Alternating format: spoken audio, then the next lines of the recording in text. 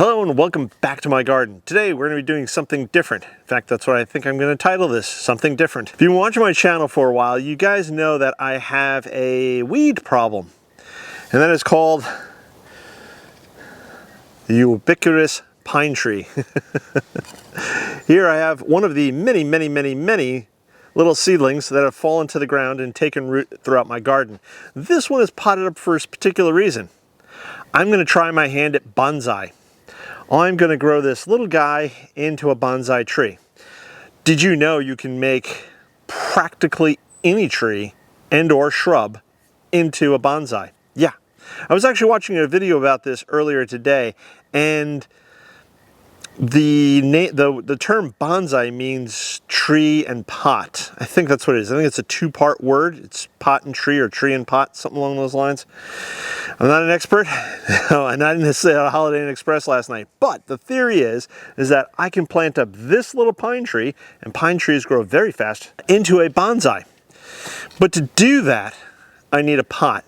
And one of the things that I also learned this morning while watching a very good video on this is the pot needs to be as decorative as the tree, kind of.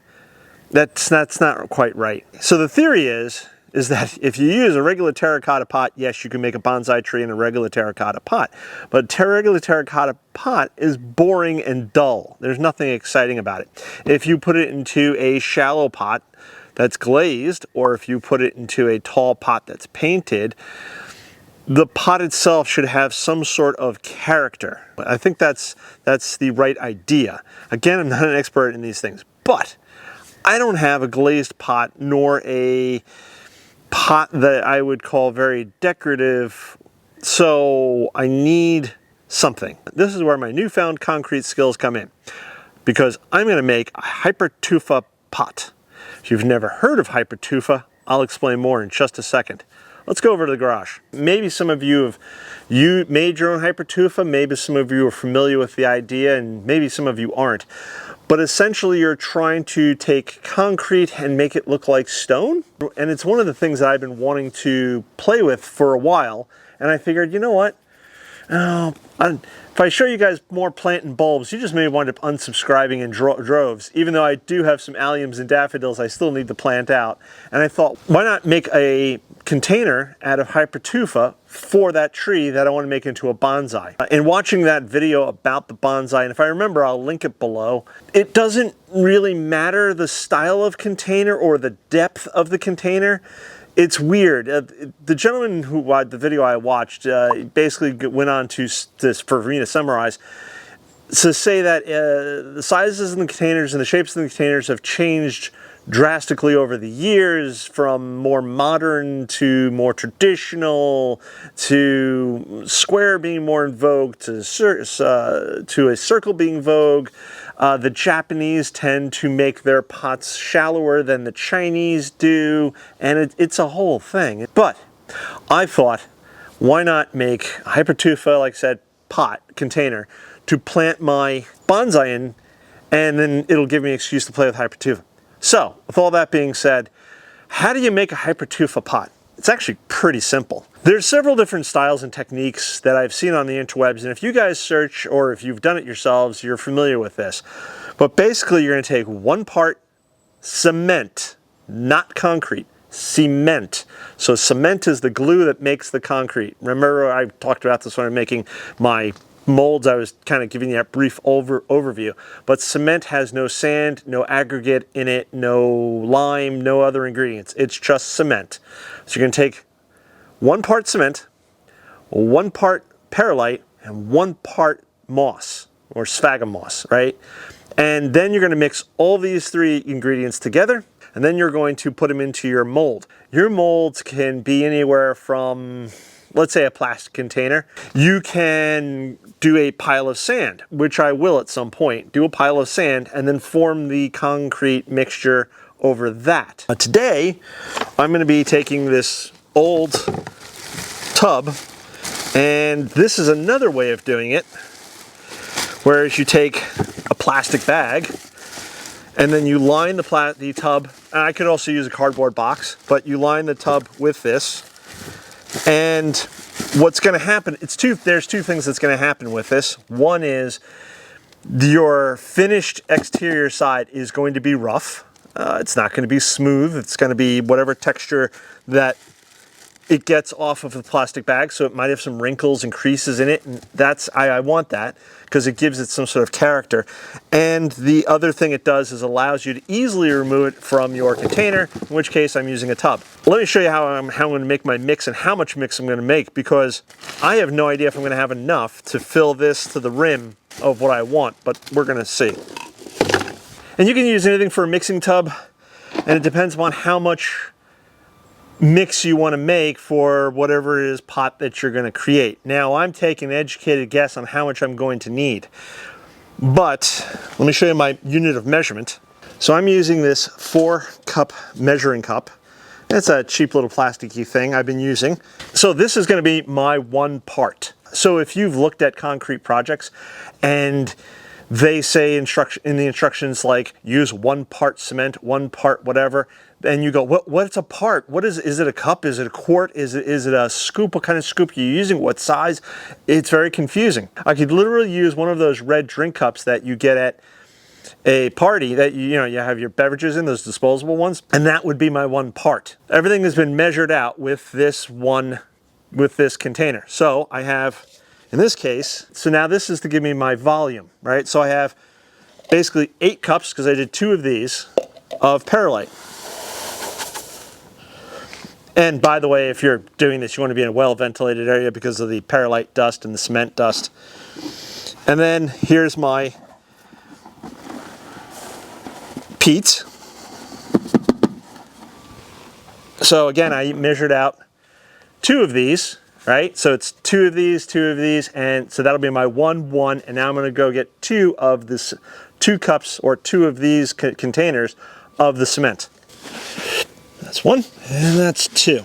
So I have my 1 part cement, 1 part moss or peat, and then 1 part of the perlite. If you're worried about using peat, you could use the coconut coir, coconut coir. I believe you get a similar result. I saw somebody on the interwebs do that. And apparently mixing this dry is the way to go. And you can see I'm wearing gloves because the next step is going to get quite messy.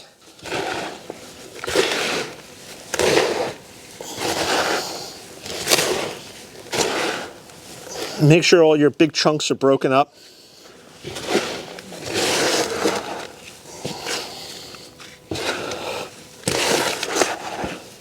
And even though this kind of sounds like a how-to, it really isn't, again, because I've never done this before. Now, the next step is going to be quite important. You do not want your mix to be runny at all.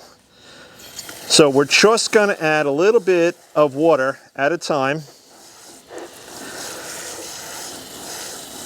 And I'm going to use the gloves to mix because I think it works the best. It's from kind of what I've seen on the interwebs. I really want to be sitting on this pallet of paving stones right now, but if I do and I'm leaning over, then you're just looking at the top of my head. So for you guys, I'm suffering here by kneeling on the cement. Yep. I think I want just a wee bit more water. From quite a few of the tutorials I've seen, a mud-like consistency. So you see how thick this is? That's kind of what you want. And if you've done hypertufa before and you think I'm wrong, again, feel free to comment. This is my very first time that I'm doing this.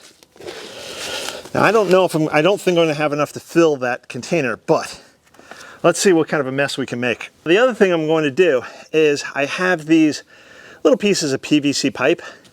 You could use pieces of styrofoam, you could use something else, but I've already oiled these with vegetable oil, so hopefully the cement doesn't stick to them. So I'm going to use these for my drain holes in the bottom. In my container, got my 2, and the theory is you just start smushing this on the inside of this thing.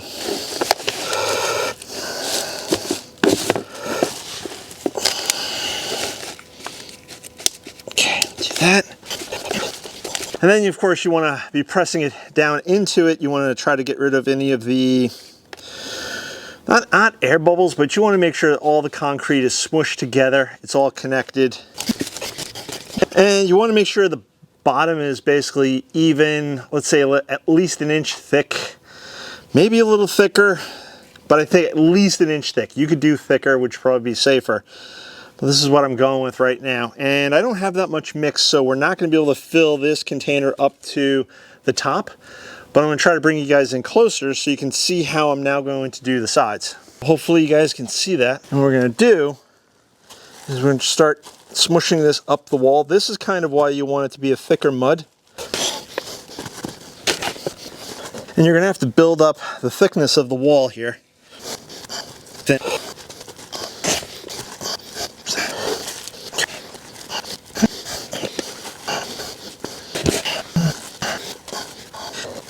the other thing I'm going to do, because of the look I want, again, I want sort of like a stone tray, is I'm just going to try to smooth the top edges here. It doesn't have to be perfect. If you've ever seen like carved rough stone, then it doesn't look perfect. I also, from that gentleman whose YouTube video I watched earlier today, he was basically calling this kind of setup a, what was the name? Primitive container.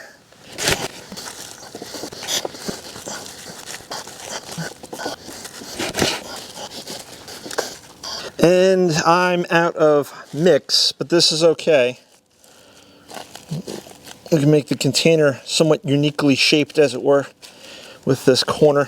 So there's a bit of a divot here, but this is okay. This is my first experiment, first time doing it, bringing you guys along for the ride. So there's my Hypertufa container. I just hope I have everything quite thick enough. It's a little more, it's going to be more of a tray when it's dried and done.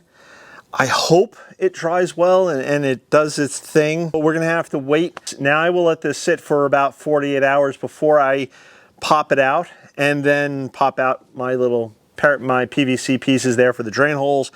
And I'll probably show you guys in an upcoming video. This is not going to be pretty, but I think this is going to be, I think this will work. I hope it's going to work. The other thing I'm going to do is I'm going to write down what I did today. So I'm going to say I used this wash basin and I used so much perlite and so much cement. And this way I know in the future, and I'll make notes as to that, obviously this didn't come out to the height that I want. I want it to be the top of the wash basin. So adding the 8 cups or 2 of those measuring cups of the cement plus everything else didn't quite give me the amount that I needed. So I'm going to adjust that for the next time, because I will make another one. Maybe I will keep this one, even though it's relatively shallow, but you know what grows well in shallow containers? Succulents. Succulents grow well in shallow containers. So I don't think that's a bad idea right there. So if you haven't subscribed, please subscribe, click that bell icon to be notified when I do post a new video, and this way you can follow along. So this is going to be the end of my 30-day challenge, but not the end of my videos. This was just day 30 of me making a video every single day for the past 30 days. I thank all the new subscribers who have joined the channel over the past 30 days. There's been a bunch of you. Thank you very much. It means I'm just not sitting here staring at a camera talking to myself. Friday, I'm going to try to do something that I've never done before, something special. So if you haven't, again, hit that bell icon to be notified when I do post a video, because the next video will be Friday. I'm going to give myself a break over the next couple of days, because while I've been making videos over the past 30 days, I generally edit in the morning, film the next day's video in the afternoon, rinse and repeat. There's other things that need to get done around the garden and the house that I've been letting slide because I've been prioritizing this video series. So I'm going to take the next couple of days to try to catch up on many of those different jobs. And yes, Friday will be the next video. And I think that's going to be it for today then. If you guys have any questions, comments, etc., leave them below. I'm going to catch you in the next one. Bye-bye.